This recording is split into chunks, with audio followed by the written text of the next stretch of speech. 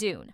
Part 2 builds on the foundation of its predecessor, diving deeper into the age-old struggles of power, religion, and family drama. Basically, it's like Game of Thrones, but with more sand and fewer dragons. And hey, if you're vibing with this video, go ahead and hit that like button! It won't grant you prophetic visions, but it will make the algorithm happy. At the heart of the Dune saga is Paul Atreides, who, along with his mother, Lady Jessica, has fully embraced Fremen life. The Fremen, a deeply traditional and battle-hardened tribe, have some strong opinions about Paul. Some hail him as the Lisan al-Gaib, their long-awaited savior, while others think that's just a southern myth, basically the intergalactic equivalent of a heated Facebook debate. But here's the kicker. Paul and Jessica know the entire Messiah prophecy was a setup, a calculated Bene Gesserit PR stunt that's been brewing for centuries. That's right. The Space Nuns have been planting legends like influencers dropping subtle brand deals. And now, Paul is at the center of it all. Meanwhile, Jessica levels up by drinking the water of life, a potent mystical substance that, fun fact, comes from a baby sandworm because apparently, drinking weird, dangerous liquids is a fast track to power in this universe. This not only gives Jessica the ultimate Fremen religious authority, but also wakes up her unborn daughter, Aaliyah, who is now fully conscious in the womb. That's right, Jessica's got a literal talking fetus inside her, and it probably already has opinions about intergalactic politics. As Paul continues his desert warrior training arc, prolonged spice exposure starts giving him and his family wild visions, which is just Arrakis' way of saying, "Congratulations! You're now overclocked on a cosmic drug."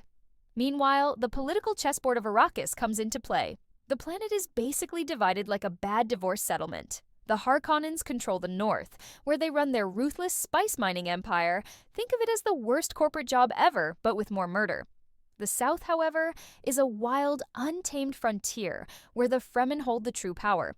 Despite the risks, Jessica wants to journey south, hoping to unite the Fremen under one cause and fulfill the prophecy, whether Paul likes it or not. Because let's be real, moms always have a plan. Religious belief and superstition play a huge role in Paul's rise to power among the Fremen, because nothing says instant credibility like an ancient prophecy backing you up.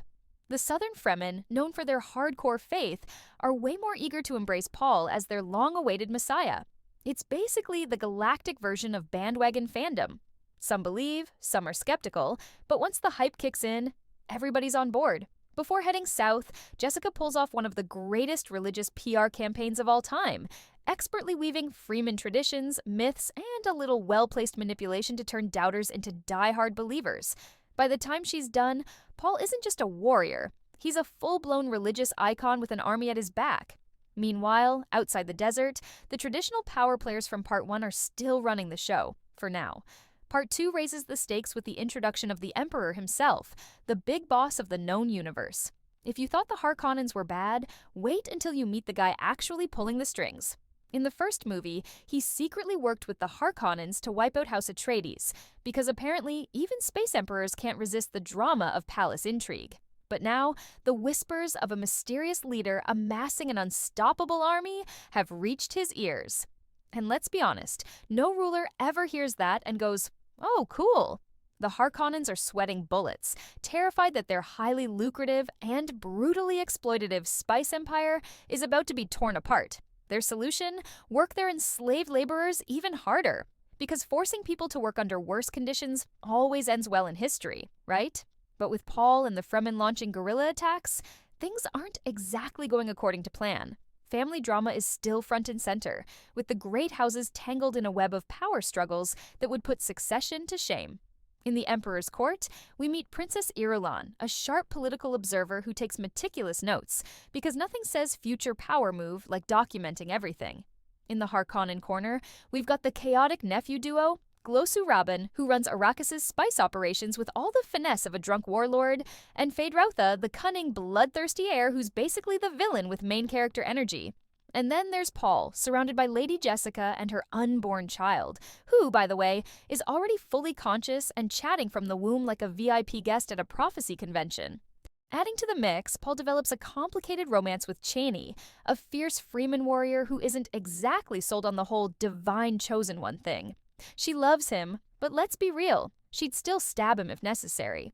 As alliances crumble and betrayals simmer, these factions aren't just clashing against each other. They're unraveling from within. And in the middle of it all, Paul makes his move for the throne, setting the stage for a showdown that could change the universe forever.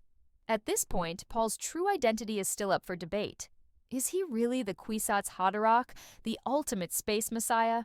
Or is Jessica just playing 4D chess, using Bene Gesserit mythology like a well-timed political campaign?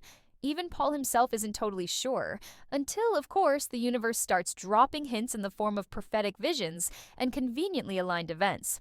Determined to embrace his destiny, or at least fake it till he makes it, Paul heads south to meet with a Freeman Council.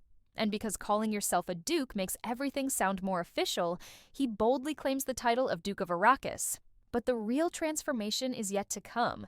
He must undergo the Water of Life ritual, a spiritually intense, borderline hallucinogenic experience that, if survived, unlocks mind-blowing abilities. No pressure, right? Paul not only lives through it, but comes out of it basically on God mode. His visions expand, giving him the ability to see every possible future like he just unlocked an advanced DLC pack for reality itself. Oh, and bonus feature, he gains ancestral memory, meaning he suddenly knows all the family's secrets, including the shocking revelation that the Baron is actually Jessica's father. Yep, that's one way to ruin a family reunion. If that wasn't enough plot-altering intel, Paul also stumbles upon a secret stockpile of atomic weapons, because apparently, House Atreides wasn't just collecting fine furniture and noble titles, they were hoarding world-ending nukes like an apocalyptic doomsday prepper. With his future empire laid out before him, Paul sees that his rise to power isn't just a smooth victory lap. It's a brutal, bloody path of destruction that will claim billions of lives. But here's the kicker. He can't see any other way forward. Meanwhile, to the Freeman, he's not just a leader, he's the guy, the one they've been waiting for. They're all in, and if that means launching a galaxy-wide holy war, well, someone better start engraving those banners. As the war gears up, the major players scramble to make their next move. The Emperor, trying to keep his hands clean, adopts a strategy of not my problem, hoping to swoop in later as a heroic peacemaker once the dust settles.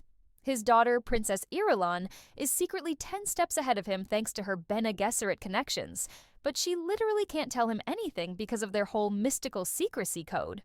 Awkward. Over on Giedi Prime, the Baron officially appoints Feyd-Rautha as his heir, grooming him to snatch the Imperial throne. The Harkonnens are fully committed to overthrowing the Emperor, because why settle for running a spice cartel when you can rule the entire universe? Meanwhile, the Bene Gesserit, who always seem to know just enough to be cryptic but not quite enough to stop bad things from happening, are aware that the Emperor is doomed. What they don't know is who will win in the end, Paul or Feyd. Maybe this is the one time their mysterious long-term planning didn't quite account for all variables. Paul, not one to wait around, calls up the Emperor and basically dares him to meet face-to-face in Arrakeen, the heart of Arrakis' power. The Emperor, with no better options, decides to show up and brings the Harkonnens along for the ride to get some answers. And just when everyone is standing around, trying to figure out who this so-called prophet really is, Paul casually drops the biggest power move in sci-fi history, unleashing his hidden atomic arsenal to shatter the shield wall and clear the way for his Freeman army to storm the city in full force. The battle outside the city is an all-out spectacle. Think explosions, sandstorms, and warriors going full berserker mode. But the real fireworks happen inside when Paul finally comes face-to-face with his biggest enemies. First up, the Baron. Paul doesn't just defeat him, he absolutely wrecks him. Seriously, after everything the Baron has done, this moment is like a 5-star revenge meal served extra spicy. Then it's time for the final boss battle, a one-on-one duel with Feyd-Rautha.